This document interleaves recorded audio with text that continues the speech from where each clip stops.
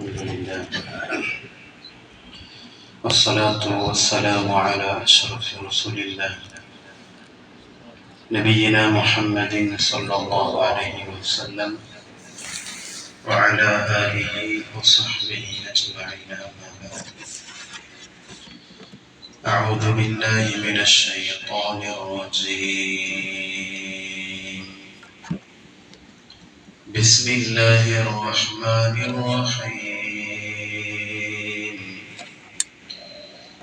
وإذ يرفع إبراهيم القواعد من البيت وإسماعيل ربنا تقبل منا إنك أنت السميع العليم ربنا واجعلنا مسلمين لك ومن ذريتنا أمة مسلمة لك وأرنا مناسكنا وتب علينا إنك أنت التواب الرحيم. صدق الله العلي العظيم. സത്യവിശ്വാസം അല്ലാഹു സുബ്ഹാനഹു വ തആല ഈ പരിശുദ്ധമായ ഭവനത്തിൽ നാം ഒരുമിച്ച് കൂട്ടിയതുപോലെ നാളെ അവന്റെ സ്വർഗീയ ലോകത്ത് നാം അവരെയും ഒരുമിച്ച് കൂട്ടി അനുഗ്രഹിക്കുമാറാകട്ടെ. നമ്മിൽ നിന്ന് മരണപ്പെട്ടു പോയ ഉറപ്പമാർ, ഉമ്മമാർ, ബന്ധുമിത്രാദികൾ, ജ്യേഷ്ഠ സഹോദരി സഹോദരന്മാർ, ഈ പള്ളിക്ക് ചുറ്റും അന്ത്യവിശ്രമം കൊള്ളുന്നവർ അല്ലാഹു തആല അവർക്കൊക്കെ മഗ്ഫിറത്തും റഹ്മത്തും നൽകി അനുഗ്രഹിക്കുമാറാകട്ടെ. നമ്മിൽ നിന്ന് സംഭവിച്ചു പോയ എല്ലാവിധ തെറ്റുകുറ്റങ്ങളും അല്ലാഹു മാപ്പ് തന്ന് അനുഗ്രഹിക്കുമാറാകട്ടെ. ഒരുപാട് ആളുകൾ ദുആ കൊണ്ട് വസിയത്ത് ചെയ്തവർ, പ്രത്യേകിച്ച് രോഗങ്ങൾ കൊണ്ടൊക്കെ പ്രയാസപ്പെടുന്ന ആളുകൾ, അല്ലാഹു തആല അവർക്കൊക്കെ പരിപൂർണ ശിഫ കൊടുത്ത് അനുഗ്രഹിക്കുമാറാകട്ടെ. പൂർണ്ണ ആരോഗ്യം നൽകി അനുഗ്രഹിക്കുമാറാകട്ടെ. സാന്ദർഭികമായി നമ്മുടെ മഹലിൽ നിന്നും സമീപ മഹല്ലത്തുകളിലൊക്കെയായി ഹജ്ജ് കർമ്മത്തിന് വേണ്ടി പോകുന്നവർ അല്ലാഹു സുബ്ഹാനഹു വ തആല അവർക്ക് പൂർണ്ണമാവിധം ഹജ്ജും മബ്റൂറുമായ രൂപത്തിൽ മഖബൂലും മബ്റൂറുമായ രൂപത്തിൽ ഹജ്ജും ഉംറയും ചെയ്യാനുള്ള തൗഫീഖ് കൊടുത്ത് അനുഗ്രഹിക്കട്ടെ. പൂർണ്ണ ആരോഗ്യം കൊടുത്ത് അനുഗ്രഹിക്കുമാറാകട്ടെ. എല്ലാ കർമ്മങ്ങളും സന്തോഷത്തോടു കൂടി ചെയ്ത് തിരിച്ച് നമ്മളിലേക്ക് തന്നെ എത്താൻ അല്ലാഹു തൗഫീഖ് കൊടുത്ത് അനുഗ്രഹിക്കുമാറാകട്ടെ. പ്രിയമുള്ള മുഅ്മിനീങ്ങളെ, പരിശുദ്ധമായ ഹജ്ജ് കർമ്മങ്ങളുടെ അതിപ്രസക്തമായ ഹജ്ജിന്റെ കർമ്മങ്ങളിലേക്ക് ഇരു ഹറമുകളും പ്രവേശിക്കുകയാണ്. കഴിഞ്ഞ വെള്ളിയാഴ്ച സൂചിപ്പിച്ചതുപോലെ ദുൽഖഅദ മാസവും ദുൽഹിജ്ജ മാസവും ഇബ്രാഹിം നബി അലൈഹിസ്സലാത്തു വസ്സലാമിന്റെ സ്മരണയെ, അവിടുത്തെ കുടുംബത്തിന്റെ സ്മരണയെ ഓർമ്മിപ്പിക്കുകയും ലോകത്തോട് പ്രഖ്യാപിക്കുകയും ചെയ്യുന്ന സമയങ്ങളാണ്. ഇബ്രാഹിം നബി അലൈഹിസ്സലാത്തു വസ്സലാം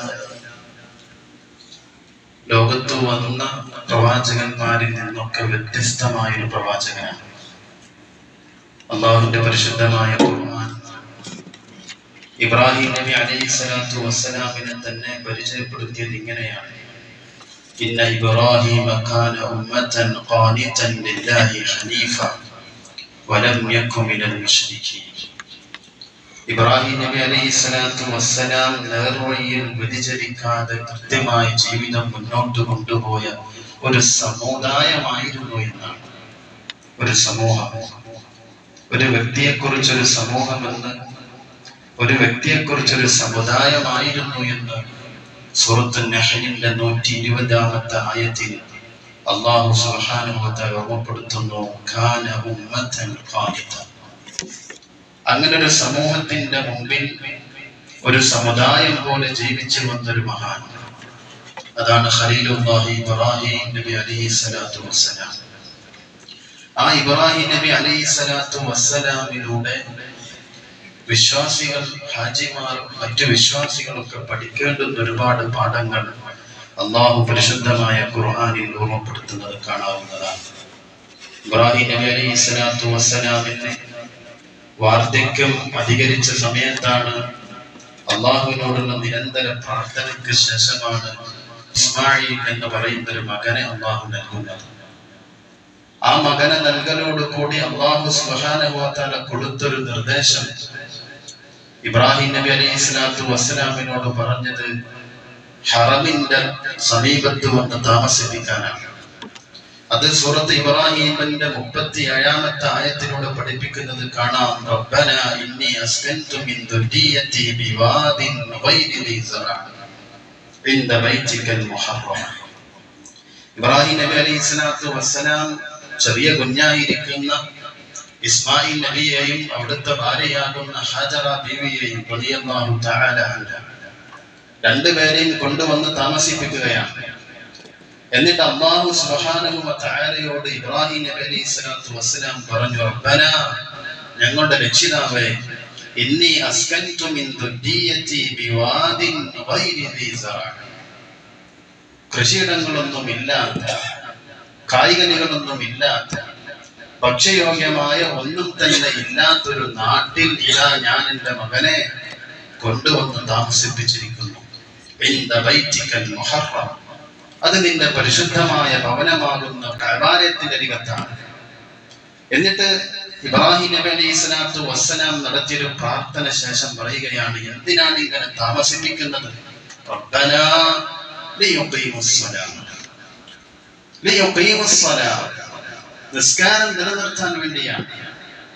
നിസ്കരിക്കുന്ന ഒരു സമുദായത്തെ വളർത്തിയെടുക്കാൻ, നിസ്കാരം ജീവിതത്തിൽ ഒഴിവാക്കാത്ത ഒരു സമൂഹത്തെ വളർത്തിയെടുക്കാൻ, വാർത്തെടുക്കാൻ ഞാനിതാ ആരാരും ഇല്ലാത്തൊരു നാട്ടിൽ നിന്റെ നിർദ്ദേശപ്രകാരം ഞാൻ താമസിപ്പിക്കുന്നു.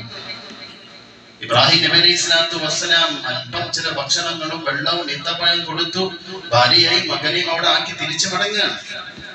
ആ മടക്കം, അതിന്റെ വിരഹവേദന ചരിത്രം പറയുന്നത് കാണാം. തിരിഞ്ഞു നോക്കാത്ത നടത്തം, നോക്കണമെന്ന് വല്ലാത്ത ബോധ്യം മകനിലേക്ക്, ഭാര്യയിലേക്ക്. അതൊന്നും നോക്കാതെ ആരാരും ഇല്ലാത്തൊരു നാട്ടിൽ, ഒരു ജീവി പോലും ഇല്ലാത്തൊരു നാട്ടിൽ, വിജനമായി കിടക്കുന്ന ഒരു നാട്ടിൽ, താമസക്കാരില്ലാത്തൊരു നാട്ടിൽ, ആ നാട്ടിൽ രണ്ടുപേരെയും ഉപേക്ഷിച്ചുകൊണ്ട് റബ്ബിന്റെ തീരുമാനപ്രകാരമാക്കി തിരിഞ്ഞു പോവുകയാണ്. ആ സമയത്തുള്ള പ്രാർത്ഥനയാണ് റബ്ബനാ ലിയുഖീമുസ്സലാഹ്, നിസ്കാരം മുറപോലെ നിർവഹിക്കാൻ വേണ്ടി ഞാൻ ഇതാ ഇവിടെ ഉപേക്ഷിക്കുന്നു. അതുകൊണ്ട് അല്ലാഹുവേ ഫജഅൽ അഫ്ഇദതൻ മിനൻ നാസി തഹ്വീ ഇലൈഹി, എൻ്റെ മകൾ, എൻ്റെ മകൻ, എൻ്റെ ഭാര്യ, ഇവരെ സ്വീകരിക്കുന്ന നല്ല ഹൃദയമുള്ള ആളുകളെ നീ അവരിലേക്ക് എത്തിച്ചു നൽകണേ അല്ലാഹ്. വർസുഖുഹും മിനസ് സമറാത്ത്, അവർക്ക് വേണ്ടുന്ന ഭക്ഷണം നീ കൊടുക്കണേ റബ്ബേ എന്ന് പറഞ്ഞ് നിർത്തിയിട്ടാണ് പോകുന്നത്. ചരിത്രം വിശാലമാണ്. ആ ഒരു പ്രാർത്ഥന നോക്കൂ നിങ്ങൾ.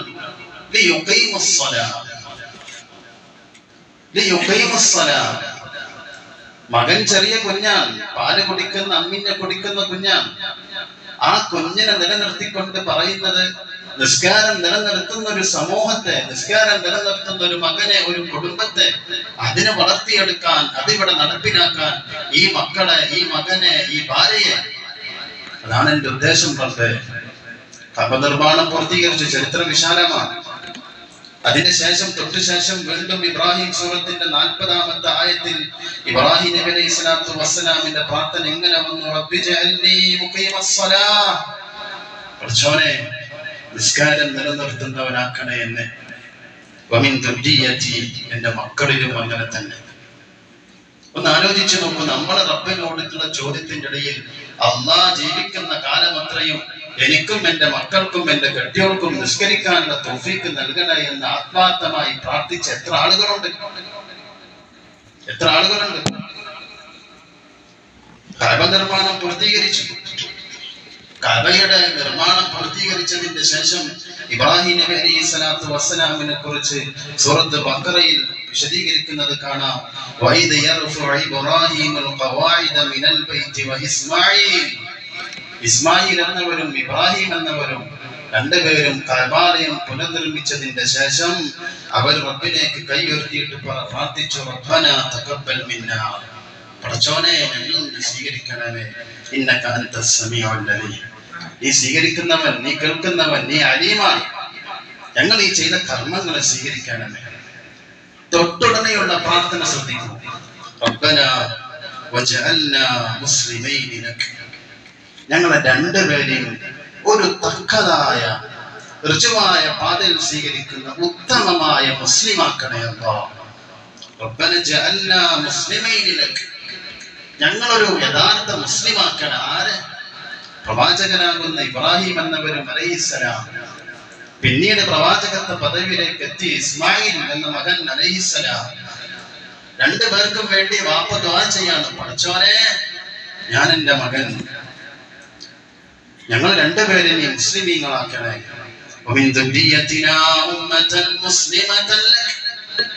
ഞങ്ങളുടെ മക്കൾ പരമ്പരയിൽ ഒരു ഉത്തമമായ മുസ്ലിം സമൂഹത്തിൽ കൊണ്ടുവരണേ റബ്ബേ. ഞങ്ങളുടെ ആരാധന കർമ്മങ്ങൾ കൃത്യമാം വിധം നടത്തിക്കൊണ്ടുപോകാനുള്ള കർമ്മങ്ങളെ ഞങ്ങൾക്ക് കാണിച്ചു തരണമേ. ഇതൊരു പ്രാർത്ഥനയാണ്. ഇത് വിശ്വാസം ഏറ്റെടുക്കേണ്ട പ്രാർത്ഥനയാണ്. നമ്മൾ ദുആ ചെയ്യാൻ നമുക്ക് നമ്മുടെ മക്കൾക്ക്. ഇബ്രാഹിം നബി എന്നവരുടെ പ്രാർത്ഥന വമിൻ ദുരിയാതിനാ ഉമ്മതൻ മുസ്ലിമതൻ അരിനാ മനാസികനാ. പഠിച്ചോനെ ഞങ്ങളുടെ മക്കളിൽ ഉമ്മത്ത് മുസ്ലിമിനെ കൊണ്ടുവരണമേ. ഉമ്മത്ത് മുസ്ലിം, ആ ഒരു ബോധം നമുക്ക് എല്ലാവർക്കും ഉണ്ടാകണം. ഹജ്ജ് അതിന്റെ പ്രത്യേകത, അതിന് പോകുന്ന ആളുകൾക്ക് യാത്രയപ്പ്, അതിന് പോകുന്ന ആളുകളെ വിളിച്ച് കൂട്ടുന്നു. പോകുന്നതിന് മുമ്പ് ഹാജി എന്ന പട്ടം കൊടുക്കുന്നു. ചില ഹജ്ജിന് എത്തിയിട്ടുണ്ടാകൂല.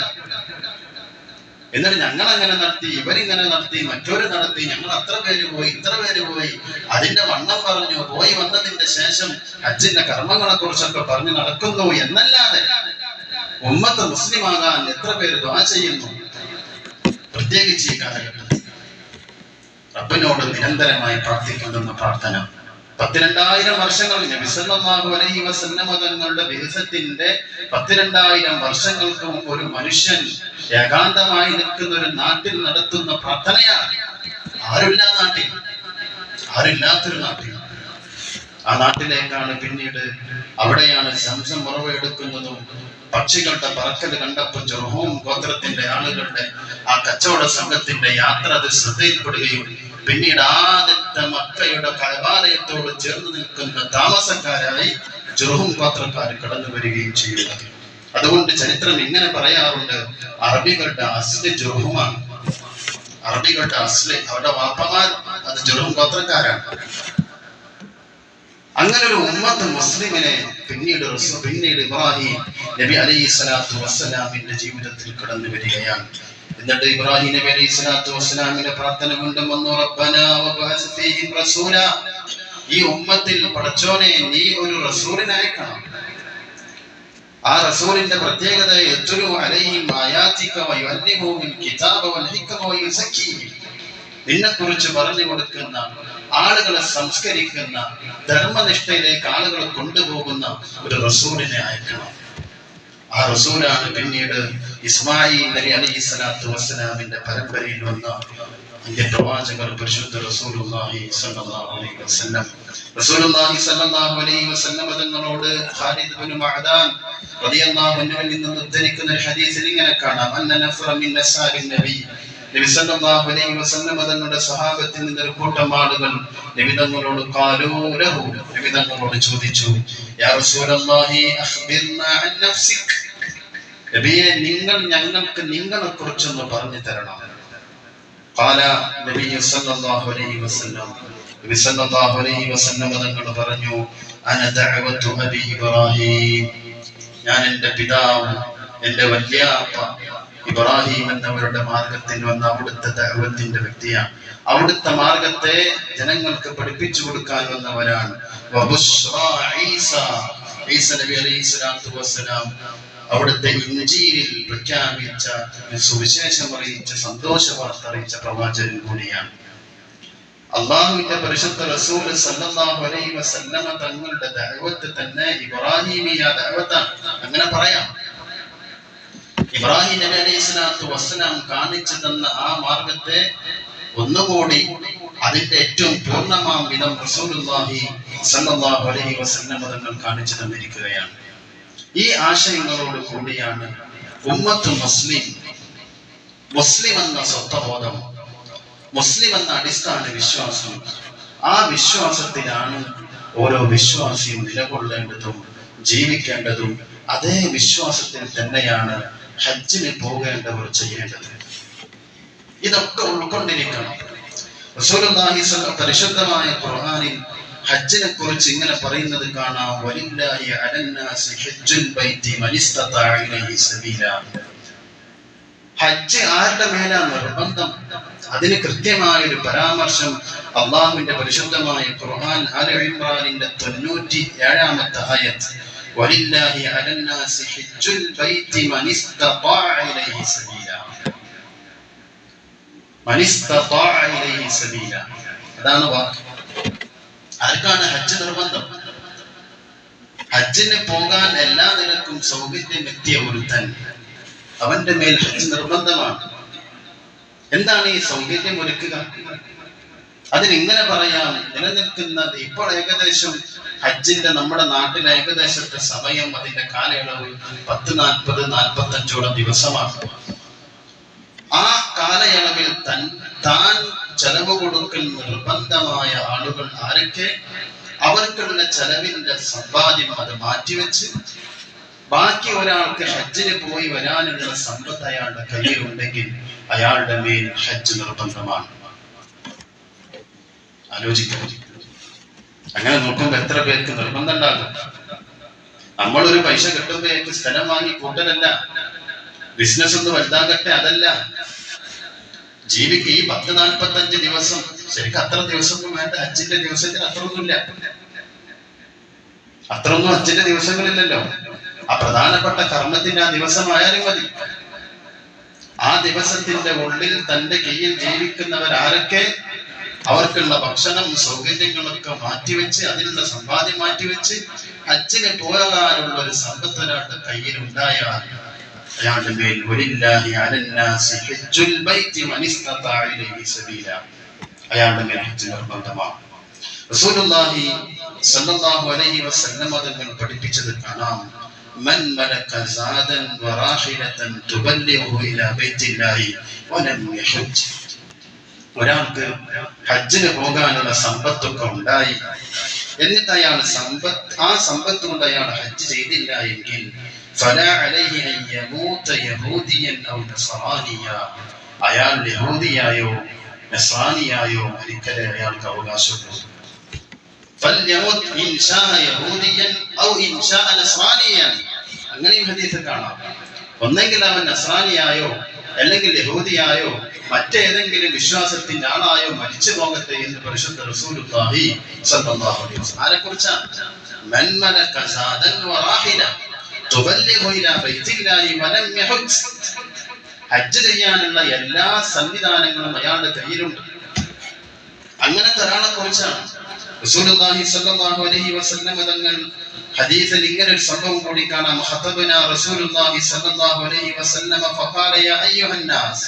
നബി സല്ലല്ലാഹു അലൈഹി വസല്ലം തങ്ങൾ പ്രസംഗിക്കുന്നു, ജനങ്ങളെ അഭിസംബോധന ചെയ്തിട്ട് പറഞ്ഞു, ഇന്നല്ലാഹ ഖദ് ഫറദ അലൈക്കുമുൽ ഹജ്ജ ഫഹജ്ജു.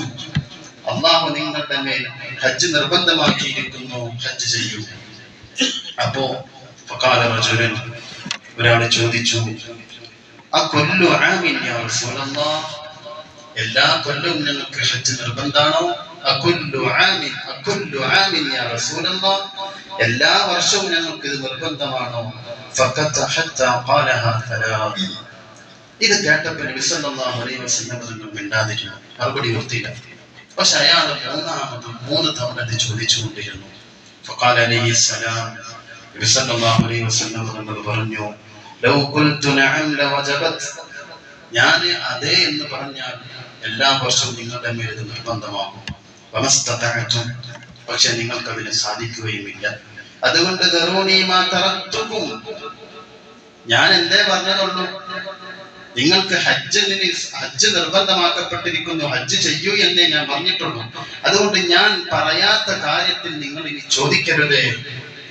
കടന്ന് ബനൂ ഇസ്രായേൽ ചോദിക്കും പോലെ നിങ്ങൾ ചോദിക്കരുതേ എന്ന് റസൂലുള്ളാഹി സ്വല്ലല്ലാഹു അലൈഹി വസല്ലം തങ്ങൾ പഠിപ്പിച്ചിട്ട് പറഞ്ഞു ഫഇന്നമാ ഹലക മൻ ഖാന ഖബ്ലകും ബികസ്റതി സുആലിഹിം വഖ്തിനാഫി അലാ അംബിയാഇഹിം. നിങ്ങളുടെ മുമ്പെയുള്ള ആളുകൾ അവരുടെ പ്രവാചകന്മാരോട് എതിരെ പ്രവർത്തിച്ചതും അവരെ പ്രവാചകന്മാർക്കെതിരെ പ്രവർത്തിക്കാനുള്ള പ്രധാനപ്പെട്ട കാരണം ആ പ്രവാചകന്മാർ പഠിപ്പിച്ചു കൊടുത്ത കാര്യത്തിൽ അധികരിച്ച് ചോദ്യം ചെയ്തതുകൊണ്ടാണ്. അതുകൊണ്ട് ചോദ്യങ്ങൾ വേണ്ട, കഴിയുന്ന രൂപത്തിൽ ജീവിതത്തിൽ ഒരു തവണയെങ്കിലും ചെയ്യൂ എന്നാണ് പരിശുദ്ധ റസൂലുള്ളാഹി സ്വല്ലല്ലാഹു അലൈഹി വസല്ലം തങ്ങൾ പഠിപ്പിച്ചത്. അല്ലാഹു അതിനെ തൗഫീഖ് തന്ന് അനുഗ്രഹിക്കട്ടെ. ജീവിതത്തിൽ ഒരു തവണ ചെയ്യേണ്ടുന്ന ഹജ്ജ് അതേ നിർബന്ധമുള്ളൂ, ബാക്കിയുള്ളതൊക്കെ സുന്നത്താണ്. അല്ലാഹു സമ്പാദ്യമുള്ളതിനനുസരിച്ച് ചെയ്യാൻ അല്ലാഹു നമുക്ക് തൗഫീഖ് തന്ന് അനുഗ്രഹിക്കുമാറാകട്ടെ. ഹജ്ജിന് പോകുന്ന ഒരുപാട് ആളുകൾ അല്ലാഹു തലവർക്ക് മഖബൂലും മബ്റൂറുമായ രൂപത്തിൽ കർമ്മങ്ങൾ ചെയ്യാൻ തൗഫീഖ് കൊടുത്ത് അനുഗ്രഹിക്കുമാറാകട്ടെ. വആഖിറു ദഅവതി അൽഹംദുലില്ലാഹി റബ്ബിൽ ആലമീൻ.